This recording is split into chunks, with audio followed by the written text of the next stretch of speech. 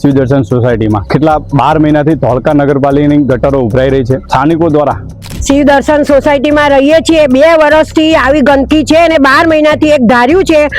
હેડા એવું નથી, ગંદકીમાં છોકરા બહુ જ માંદા પડે।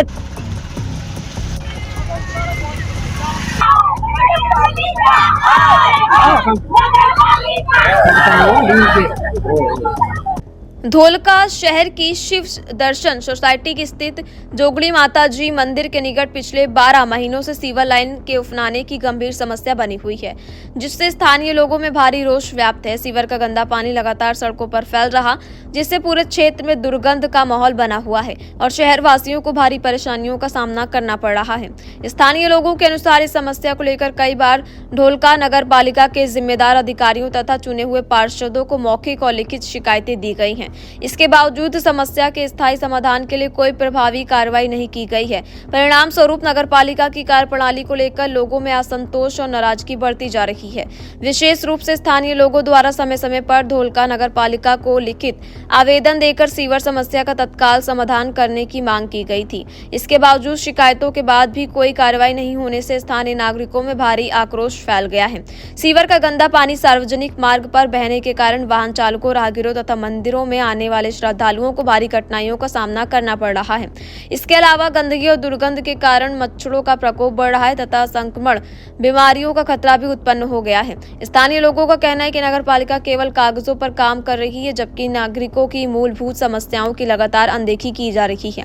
क्षेत्र में चर्चा है कि यदि समय रहते समस्या का समाधान नहीं किया गया तो आने वाले दिनों में नगर पालिका के खिलाफ उग्र विरोध प्रदर्शन किया जाएगा। लोगों का सवाल है कि बार बार शिकायतें करने के बावजूद यदि आम नागरिकों की समस्याओं का समाधान नहीं होता तो जनप्रतिनिधियों और प्रशासन की जवाबदेही आखिर क्या है। अब देखना ये होगा कि धोलका नगर पालिका इस गंभीर समस्या को कितनी गंभीरता से लेती है और स्थानीय लोगों को इस सीवर समस्या से कब तक राहत मिलती है। टी टाइम्स ભારતમાં આપનું હાર્દિક સ્વાગત છે। ધોળકા શહેરમાં આવેલ શિવદર્શન સોસાયટીમાં કેટલા 12 મહિનાથી ધોળકા નગરપાલિકાની ગટરો ઉભરાઈ રહી છે। સ્થાનિકો દ્વારા અવારનવાર રજૂઆત કરવા છતાં ધોળકા નગરપાલિકાને કોઈ પેટનું પાણી સહરતું નથી। પત્રકાર તરીકે ધોળકા શિવદર્શન સોસાયટીમાં ગંદકીમાં ઊભું રહેતા પણ એક શરમ આવી રહી છે। જો આપણે સ્થાનિકો સાથે વાત કરીએ। વર્ષાબેન પ્રવીણચંદ્ર કાછિયા પટેલ, શિવદર્શન સોસાયટીમાં રહીએ છીએ, 2 વર્ષથી આવી ગંદકી છે અને 12 મહિનાથી એક ધાર્યું છે। હેડા એવું નથી, ગંદકીમાં છોકરા બહુ જ માંદા પડે છે, દાખલો કરવા પડે છે, તોય કોઈ સામું જોવા આવતું નથી। કાઉન્સિલર મેં કીધું, મ્યુનિસિપાલિટીમાં કીધું, ધર્મેશભાઈ ચૂંટાઈને આવ્યા એમને કીધું, શૈલેષભાઈને કીધું, કોઈ જોવા આવતું નથી। અહીંયા નકરી ગંદકી કરી છે। અહીંયા એકે બાજુ ઊભું રહેવાય આરો નથી। અમારા છોકરા ક્યાં જાય?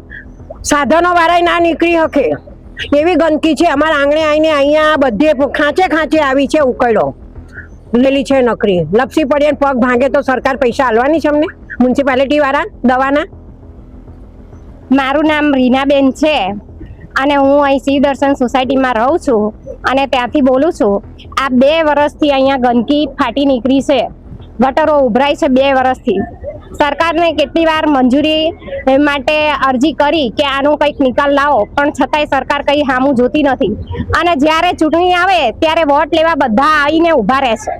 વોટ લેવા માટે આવે છે, ભીખ માંગીએ છે વોટની એમ કરીને જ આવે છે, એવું કહીએ ને તોય ચાલે, કેમ કે એ લોકો ભીખ માંગવા જ આવે છે વોટની, પછી તો સામું પણ જોતા નથી। અહીંયા બસ એમને જે ખિસ્સા જ ભરવા છે એમને બસ, અને બાકી એમને સામું જોવું નથી। અહીંયા રોગચાળો એટલો ફાટી નીકળે, આ છોકરા માદા પડે, કશું સામું જોતા જ નથી। જ્યારે હોય ત્યારે બસ એક જ તે વોટ આપો, વોટ આપ્યા પછી સામું જોવાનું નહીં।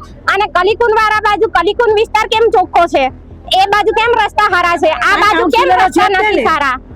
એ બાજુના કાઉન્સિલર કામ કરે, આ બાજુના નથી કરતા, આ બાજુના વોટ નથી આપતા। હું મહેશભાઈ કાંતિલાલ વ્યાસ શિવદર્શન સોસાયટીમાં રહું છું।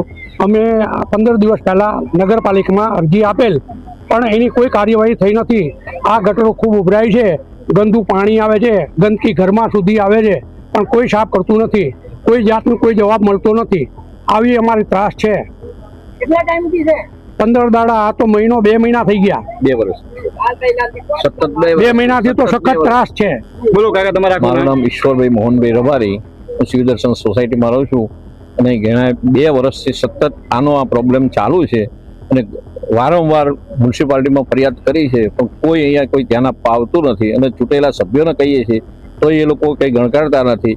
અને આ જે જગ્યાએ ઊભા છે ત્યાં માતાજીનું મંદિર છે અને આ 4 દિવસમાં માતાજીનો પ્રસંગ આવે છે. અહીં હજારો માણસ આવશે. હવે એ માણસને બેસાડવું ક્યાં, કઈ રીતે લઈ જવા, અને ગંદકી છે નરી, અને બાળકો માંદા પડે છે. તો મ્યુનિસિપાલિટીને અમારી એક નમ્ર વિનંતી છે કે ધ્યાનમાં લઈને આનું કંઈક સારું કરે. અને બહારની ગટરનું પાણી અમારી સોસાયટીમાં આવે છે, એ કનેક્શન જ એ રીતે કઈ રીતનું આપ્યું છે કંઈ ખબર જ નથી પડતી. કોઈ જોવા ખાલી આવે ટેન્ક, પેલું સાફ કરવાનું ટેન્કર આવે, પંપી મારીને પછી જતા રહે. ડાભી સાહેબ આની માટે કોઈ કડક કાર્યવાહી કરે મ્યુનિસિપાલિટીના સભ્યો.